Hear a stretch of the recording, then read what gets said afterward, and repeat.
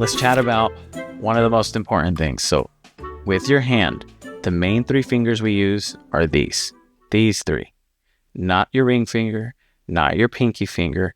These are almost just there. They follow along with whatever these are doing. Unless we're fully grabbing something, it's still mostly these three. These three do everything. You know, you're snapping your fingers, you're pointing at something, you're picking something up. It's usually these three. These three dictate a lot of our actions. These are just kind of hanging around. So, aside from trying to make it complicated, the way I started to understand hands at first, it just made sense to me, was I was looking at the mouse house hands, if you know what I'm talking about.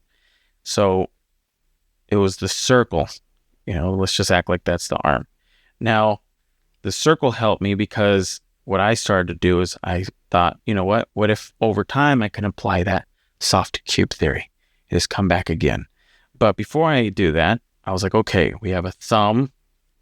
Okay, cool. And we have these little sausagey looking fingers that connect to it. Now, if I want to make sure my fingers are working pretty well and they're not like long compared to the next one, just draw an arc. Your fingers will usually line up pretty well with an arc. You can probably see it here. So there's an arc that goes around here. As I open them, you can see the arc still that happens. It's a natural thing. It happens in reality. So it works with art. It helps keep things grounded together. So this helped a lot, just trying to get that. And it's like, okay, well, even the other way, if I want to draw it open, well, there's a pad there on this hand. Oh, look, there's another pad. And I still know that there's, the 5 fingers. Now, this thumb isn't just a simple looking thumb. I have it connected to, I'm thinking of this section, by the way, as one piece. So this pad, I'm thinking of it like this, right here. Then the other pad is the rest of the palm. Then I have the fingers, connecting to it. But we can still apply that soft cube theory to it. So now we start to get planes. Now we know the digits or the fingers, probably start connecting in there.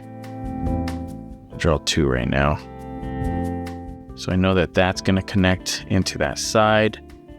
Maybe I can smooth out that turn, because we start to see these like little webs in between our fingers here. It's like, oh, okay, interesting. So trying to bring this thought over into the more realistic thing as well. This is something that was taught to me from an old Disney animator. This is the more realistic hand. So they're like, always try to remember there's that plane somewhere in there. Like, wow, now it's getting a lot more complex. They were like, try to find ways to group fingers. Okay, so it's like, got 1, 2, 3. It's like, okay, and then there was one more. They would say to group. I drew that pinky too long. See, here's the problem. See, don't do this, and yet I'm over here doing it. Is I'm not drawing the whole thing. I went right to the details, and right away my proportions get off, and don't do that. I would say, go from the hand and then block out, your shape, whatever that might be. I tend to, same thing. I'll use stick figures for hands. So I'll do this. I have an idea now what I'm going to do with them.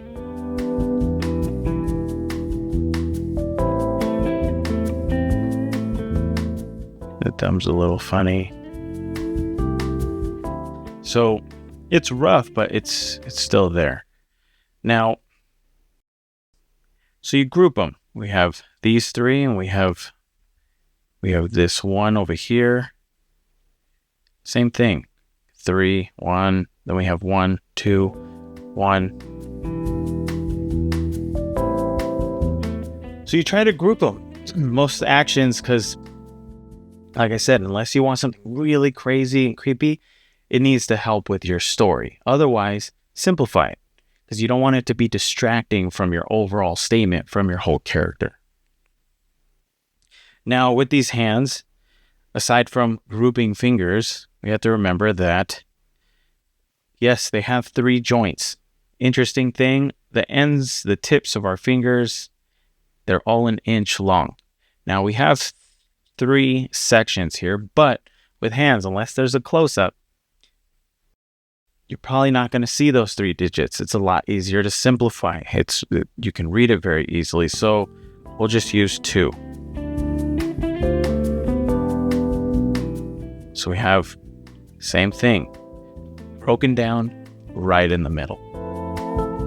Now, you don't have to add fingernails. You can. It's up to you. It's the same thing like the whole soft cube theory.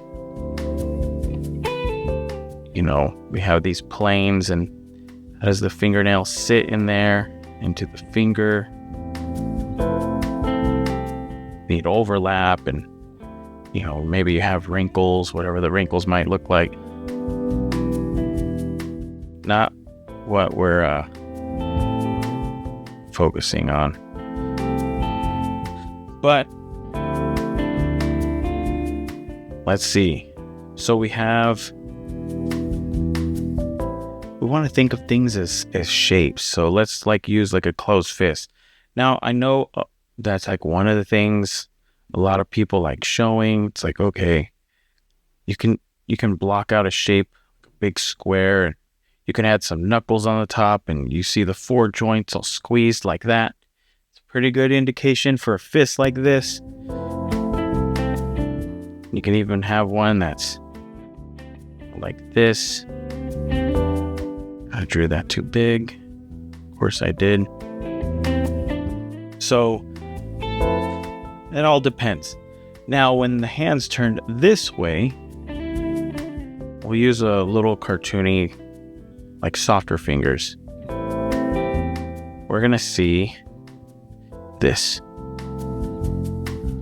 There's going to be an overlap right here from the pointer finger. And the thumb is going to go behind that finger.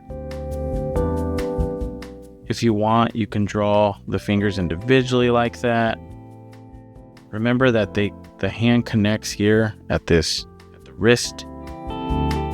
So you might see this break here. Maybe you might not sometimes. You can always just bring it down. It's all just shapes now. How much do you want to put in? How much do you want to take out? You can add in, 1 knuckle. Might be enough to get across the point. It's now just experimenting and seeing what you can do with these. Now, the thing with the hand, just remember that right here in the wrist, at this joint, this is where you want to act like there's just this ball there. Your hand rotates. Now, this part is just as important as your hand, because you can really push. If I wanted to point here, we'll make something very simple. It's a point like that. A lot of that force is coming from that wrist right there.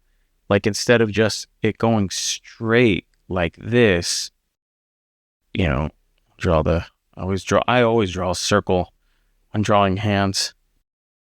Instead of a point like that, this has such a different feeling.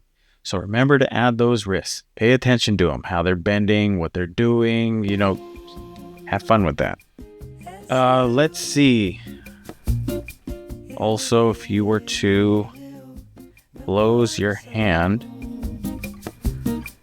we're back to this square. Let's see.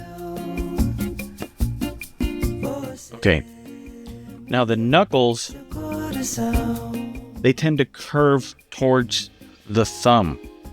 So if the thumb was like back here, everything is going to curve up towards it. We'll use red to indicate that real quick. So these lines on the finger will start going towards that thumb area.